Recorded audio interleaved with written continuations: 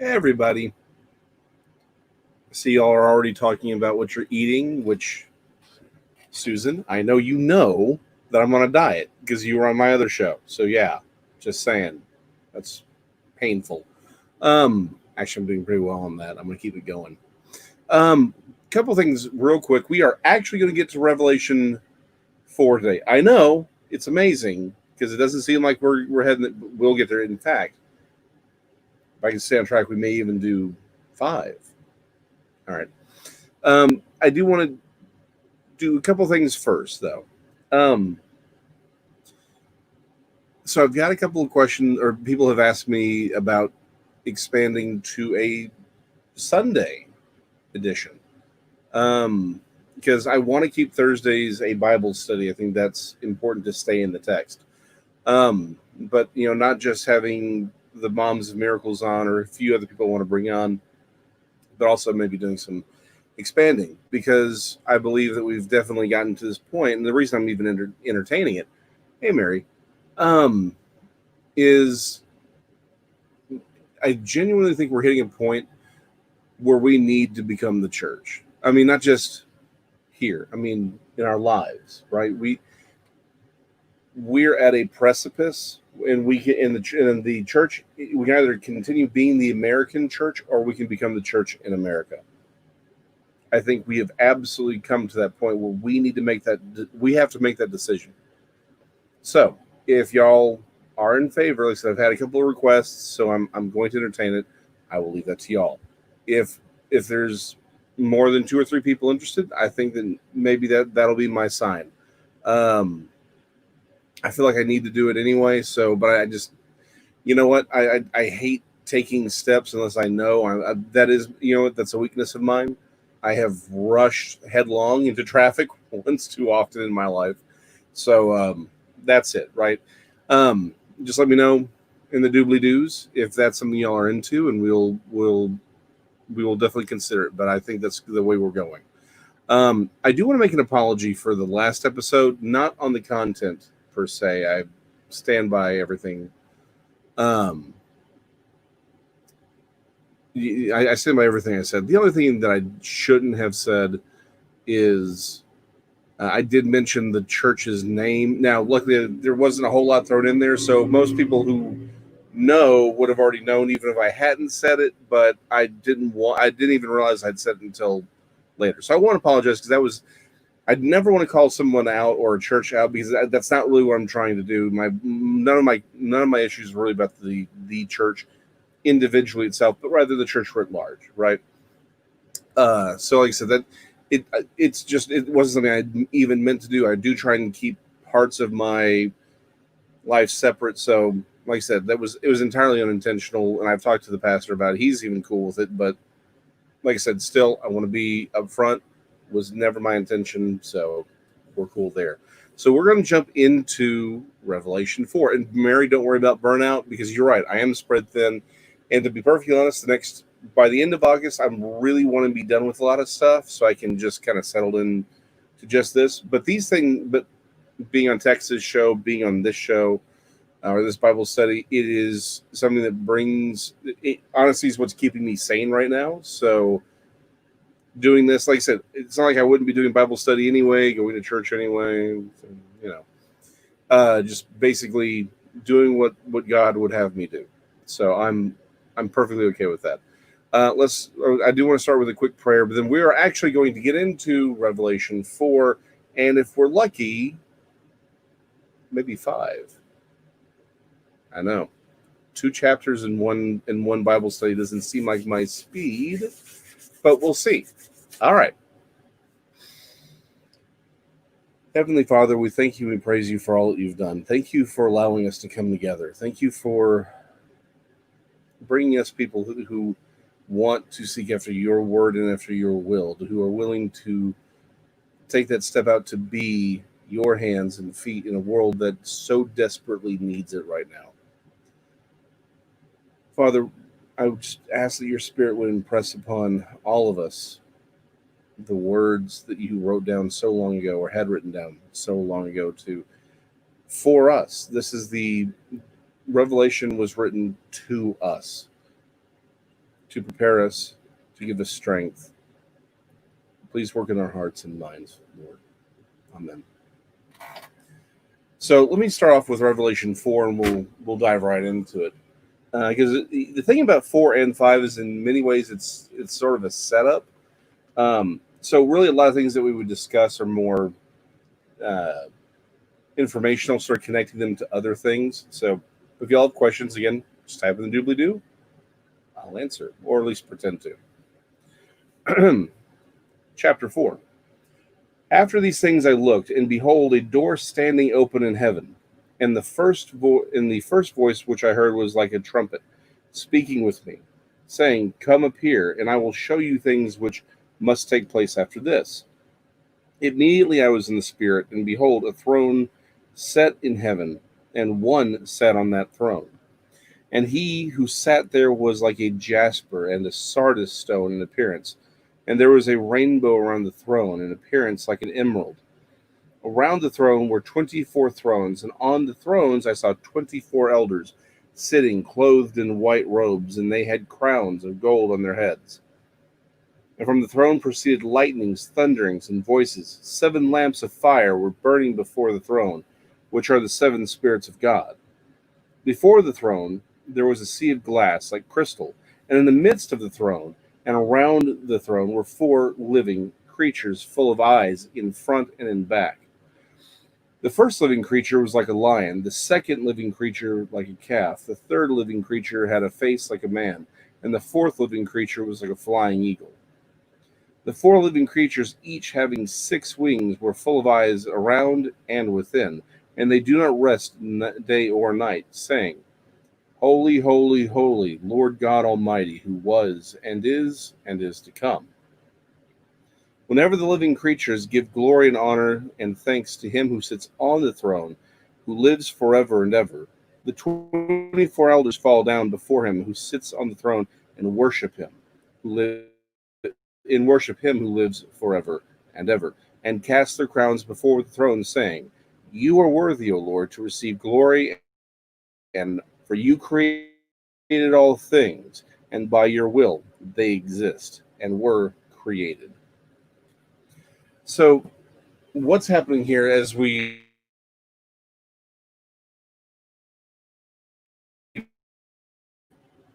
weird? It just doesn't feel like it's only been a week. Anyway,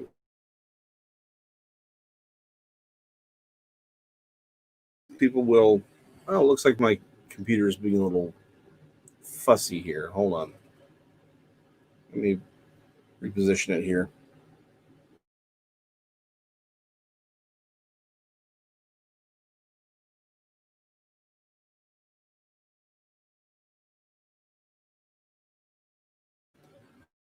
Okay, well, it looks like just internet issues, but I'm fully plugged in. All right, I apologize in advance.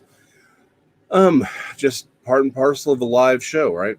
Okay, so 2 weeks ago we talked about how there are people who, um, who think that chapter 4, that opening about the opening in heaven, you know,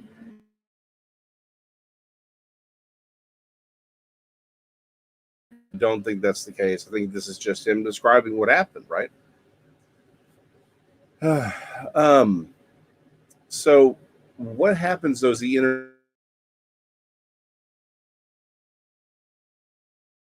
God to be described the way he is. Yeah, I think this is just. I'm looking at the speed over here, just real quick behind the, sort of inside baseball thing. I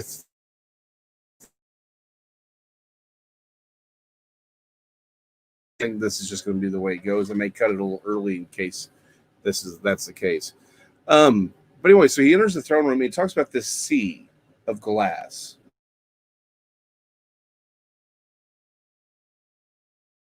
It is connected to something we haven't talked about, but that has become sort of popular in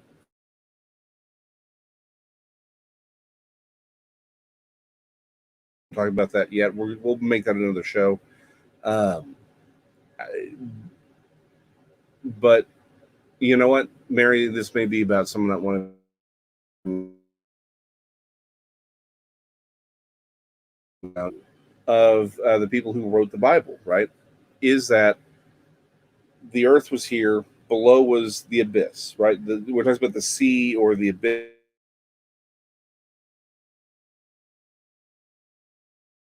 and then Sheol is actually within the earth. And then beneath the earth is the abyss. Above it are the heavens, and then there is a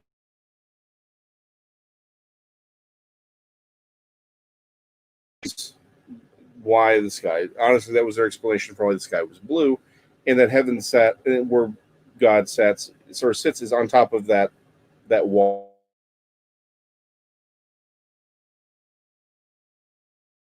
So some people will say, okay, so you're saying, hey, this is what's happening. No, again, I'm not. Again, we'll talk about flat Earth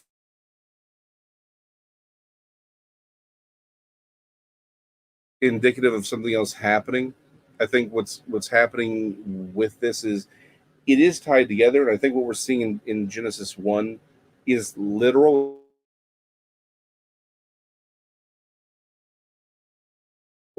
It is different. So I'll just sum up so we can move on by saying the sea of glass that is seen in chapter 4 is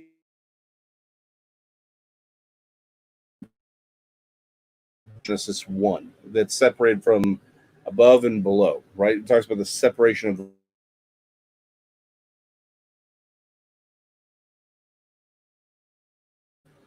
in uh, in ancient artwork. Yeah, man. AT&T. Man, you know what? If Spectrum could show up, I'd I'd be the happiest man in the world. I hate it.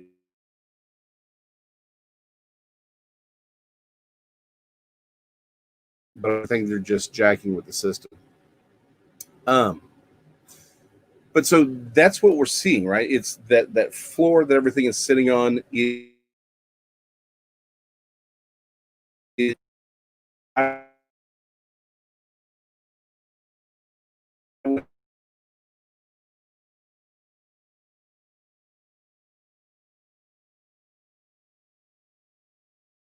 and get rid of my camera. Can y'all when it's glitching? Can y'all still hear me? Just mention that in the thing because if y'all couldn't hear me during it, then that's a bigger problem. Yep. Okay, so yeah, it is. Yeah, that's gonna be a thing. Okay, hold on. Let me try something here.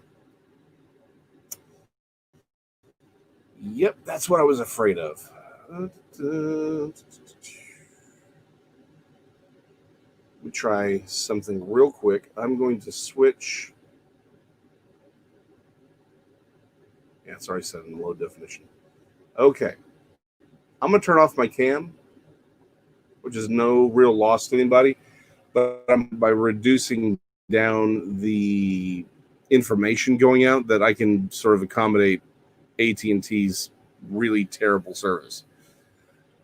Okay, so long story short, what we have is this sea of glass is from Genesis 1. So again, Revelation, why I wanted to start here is that you get the whole view. And it is literally the thing that's sort of above Earth. It is the thing that separates our universe, the material universe, from the supernatural universe. Is basically what's happening. And it's interesting that his throne is set immediately just upon that sea. I find it very interesting, because it's as if there's no real separation. The next sort of step outward are the 24 elders. There is a ton of argument over who the 24 elders are, as there should be, right? The 20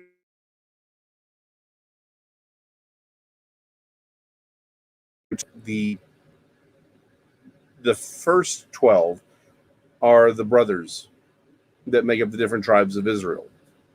This and then the second half are uh, and then the other half are the 12 apostles, right? 24, 12 and 12. The only problem I have with that particular theory is that the 12 tribes of Israel actually kind of change throughout the scriptures. as you'll notice, there is no tribe of Joseph, right? It's his two sons that get it. They get the tribe, and even then they kind of switch out, and there's some movement depending on who does what. Dan, for example, is not always included because the tribe of Dan had some problems. So I have some problem. I'm not saying that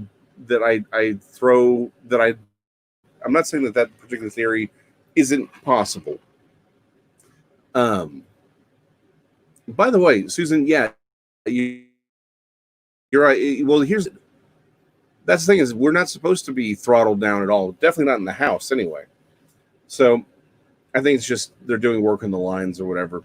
Anyway, but yeah, so I have trouble with the 24 elders being the 12 original brothers or sons of Jacob, aka Israel, and then the 12 apostles for that reason. Again, I'm not saying it's out of the question. I'm not convinced. However, what the alternative that I do tend to lean towards personally, as we discussed with the in some of our previous episodes on Pergamon and the Moms of Miracles, God we have spirits over nations. We have spirits over people. In the same way, the entire universe is run through angels. There is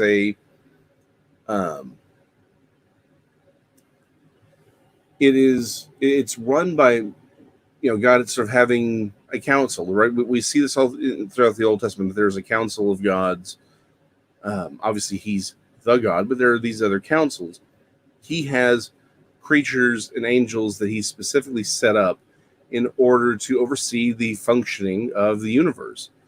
I think that these 24 elders fall into that category. I think they have roles in the universe. They are elders, meaning as of position and not age. I don't think that it's like, well, hey, they're just older than everybody. I think these are specific creatures or angelic beings created to serve a purpose, and they're probably overseers of something.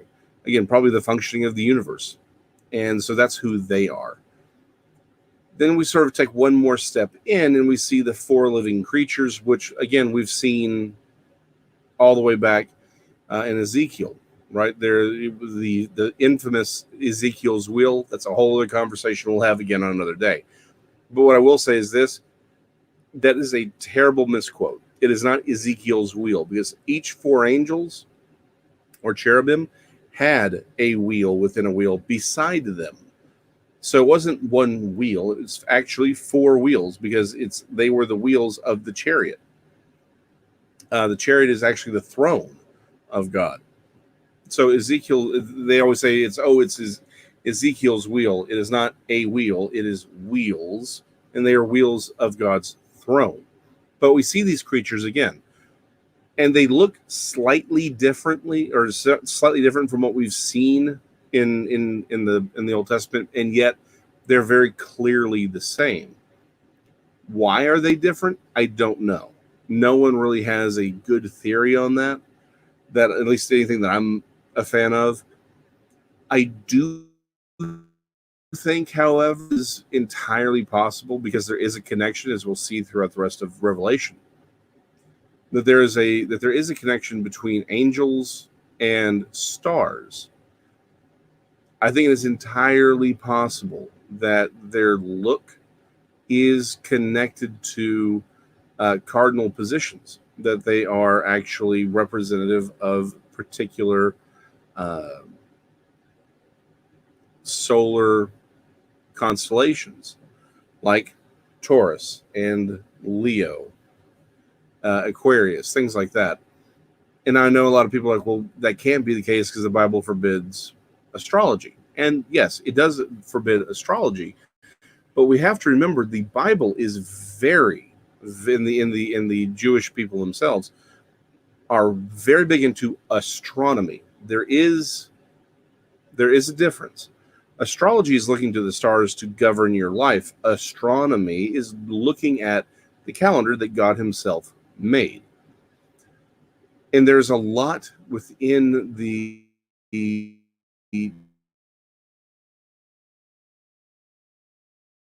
very, very important.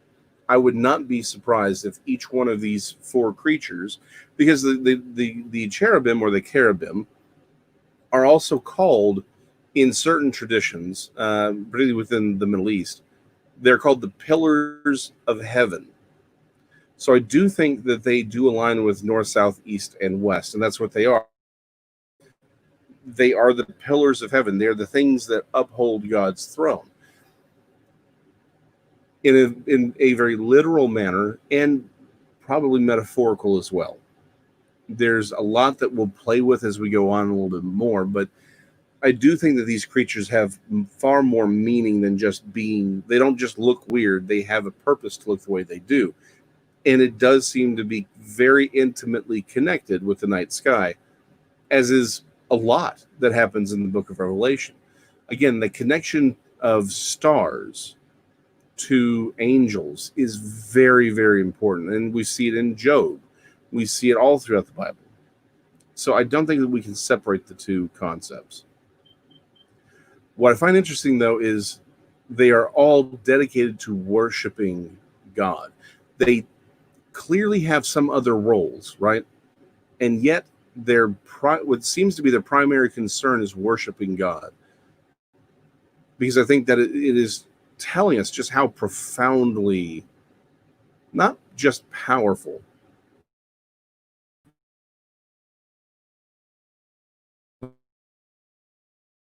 atheists like, well, what kind of a egotist must God be to want this constant worship?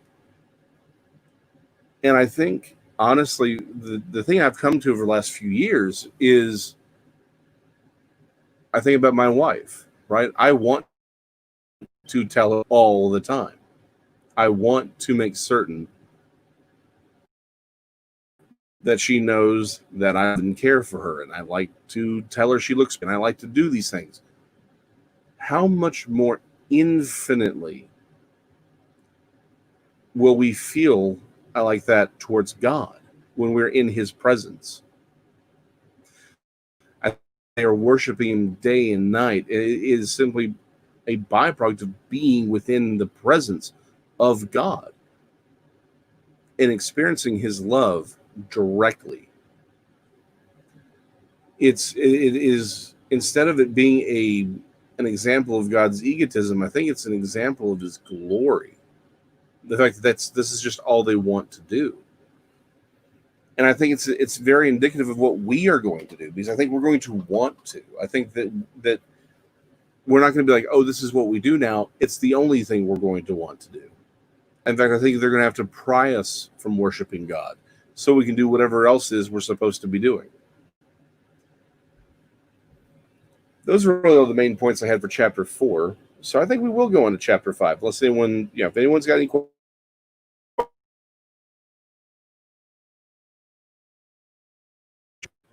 So we'll start with chapter 5. And I saw in the right hand of him who sat on the throne a scroll written inside and on the back, sealed with 7 seals. Then I saw a strong angel proclaiming with a loud voice, "Who is worthy to open the scroll and loose the seals?" And no one in heaven or on earth or the earth was able to open the scroll or look at it. So I wept much, found worthy to open and read the scroll or look at it. But one of the elders said to me, "Do not weep. Behold, the Lion of the tribe of Judah, the Root of David, has prevailed to open the scroll and to loose its 7 seals." And I looked, and behold, in the midst of the throne of the 4 living creatures, and in the midst of the elders stood a lamb, as though it had been slain, having 7 horns and 7 eyes, which are the 7 spirits of God sent out into all the earth. Then he came and took the scroll out of the right hand of him who sat on the throne. Now when he had taken the scroll, the 4 living creatures and the 24 elders fell down before the Lamb, each having a harp and golden bowls full of incense, which are the prayers of the saints. And they sang a new song, saying, "You are worthy to take the scroll and to open its seals. For you were slain and have redeemed us to God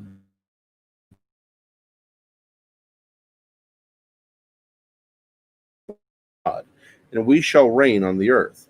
And then I looked and I heard the voice of many angels around the throne, the living creatures and the elders, and the number of them was 10,000 times 10,000, and thousands of thousands, saying with a loud voice, Worthy is the Lamb to receive power and riches and wisdom and the strength and honor and glory and blessing. And every creature which is in heaven and on the earth and under the earth, and such as are in the sea, and all that are in, I heard saying, Blessing and honor and glory and power be to him who sits on the throne, and to the Lamb forever and ever. Then the 4 living creatures said, Amen, and the 24 elders fell down and worshipped him who lives forever and ever. So there's kind of a lot going on there. There is definitely the repetition of the seven spirits of God, right? We saw it in chapter 4. They're the 7 lampstands, but now they're the 7 eyes on the Lamb. They are these 7 spirits. What are these 7 spirits? And there's some argument over that. Some see it as the same spirits that were taught, or the angels that were spoken of, or that the letters were written to in chapters 2 and 3. I don't know that I disagree with that, but I don't know that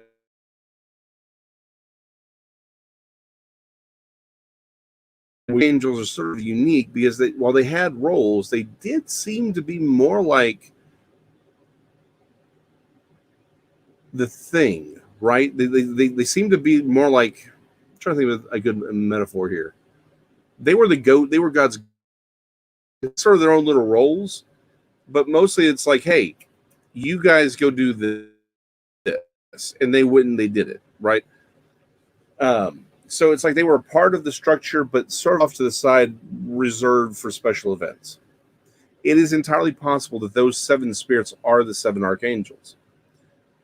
Unfortunately, I don't know that I've come to a point where I'm like, yep, that's the one, that's the model that works for me, because it's entirely possible that God has 7 other spirits hanging around. That's what he does. We don't know. I don't know that I'm convinced that is the case, that he has, like there's the Holy Spirit and then like these other 7 spirits. I don't know that I feel convinced of that at all. I do think that these are probably the archangels. Now, what's interesting is we see this is the repetition of the concept of there was no one in heaven, there was no one on the earth or under the earth or in the sea, right? We talked about, how the sea of glass that God's throne was sitting on is what was mentioned in Genesis 1. That there is the waters being referred to. So then why is it talking about under the earth and then under the sea? So again, we have to look at the world through ancient eyes, but realize it's not that was intended to be a literal, for them it was the literal understanding of the material world. For us, space exists. We know the stars exist. We know that the planet's a sphere. But it's really more about cosmology. When in Genesis, so let me probably back up here a little bit. I was kind of hoping to do flat Earth on a different day, and we will. But for the sake of argument, let me jump ahead. It's not that the Earth itself is flat. It's a flat cosmology, is the best way to think of it. When in the ancient world they talked about the Earth or the world, they literally meant all of material creation. A lot of this is about perspective. They mean material creation, but for them, the Earth and material creation were the same thing. For us, though, we have a slightly different perspective because we can just see more of the universe. We know where the world is. We know how big it is. but that doesn't actually change the cause we exist in the material world. That's the earth. That's the world. It's the material upon which we live. Beneath us, and if we want to go sci-fi, probably the easiest way to think of it is like dimensions, right? So like our dimension is in the middle, God's dimension is on the top, and then hell is below, right? That's the abyss. It's essentially we're stuck in the middle, and we have two different, if you go up, you get to God's dimension. If you go down, you get to the dimension of the abyss. So the reason it's talking about on the earth, under the earth, meaning in Sheol, where the angels or the 200 watchers are kept, where the dead are kept, both righteous and unrighteous were kept prior to Jesus's ascension. And then below, again, these are where all the supernatural creatures exist, and no one was found in those places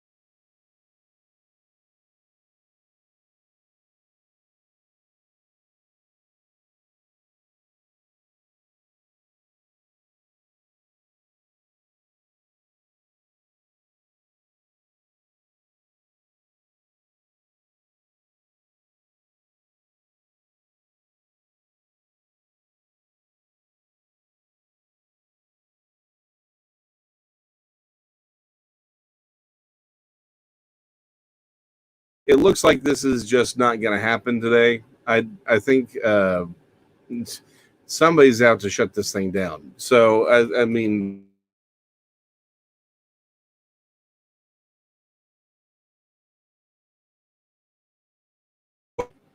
it's freezing up.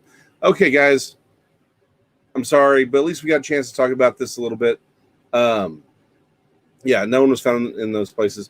So let me just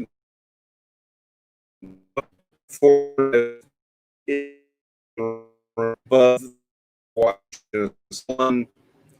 There's a lot going on here, but it's just more set up for what's about to happen, which is the scroll. The scroll and the seals are Daniel chapter 12. He seals up the prophecies. That's what the scroll is. I would also argue the scroll is the little book that we see in chapter 10 that the big powerful angel gives to John. Again, we'll talk about that more. But this is the setup, right? There's a lot of things being brought into it, and unfortunately, the internet just doesn't want me to talk about this today. So we'll talk about it more. Again, if y'all do want Sunday, just mention it in the thing, and we'll, like I said, hopefully by then AT&T will figure out what it wants to do. So anyway, guys, love y'all all. Be good to one another. Let's be the church out there in the world. And hopefully next time we can, fix this a little bit. I may touch a little bit more on this on Sunday since the internet's being all flaky. In fact, you know what I'm going to do is I'm going to record a message that's going to sum a lot of this up and then upload it so we don't have to worry about it. Unfortunately, I won't be with y'all at the same time, but at least it'll be, I can fill in the gaps of everything I'm missing from, that we just didn't get a chance to talk about this last half hour. So I'm sorry. AT&T needs to get their act together because, like I said, we're paying for unlimited, so they shouldn't be throttling anything. I'll see y'all on Sunday. Bye.